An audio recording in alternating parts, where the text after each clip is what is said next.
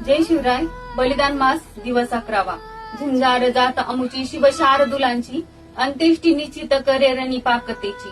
मारून शत्रू रांगळे समरांत ठार, दुर्दांत हिंदू कुळ हे जिंकणार. या श्लोकाचा अर्थ आपण स्वतःला कधीच कमी नाही लेखायचं, कारण आपण शिवछत्रपती व शंभू छत्रपतींचे झुंजार मावळे आहोत. ज्याप्रमाणे शिवछत्रपतींनी मुघल, आदिलशाही, निजामशाही, बिरुदशाही, कुतुबशाही या 5 पातशाह्यांचा सर्वनाश केला आणि स्वराज्य उभारणीस परकीय व स्वकीय शत्रूंचा बंदोबस्त केला. छत्रपती संभाजी महाराजांनी मुघल, सिद्धी, पोर्तुगीज, इंग्रज व आपल्यातील काही पितुरांना कडक शासन करून जरब बसविला.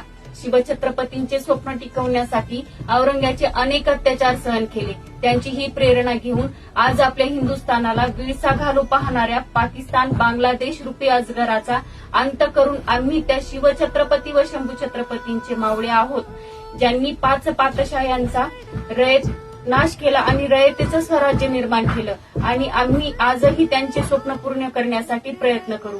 जय शंभूराजे. आता एक शब्द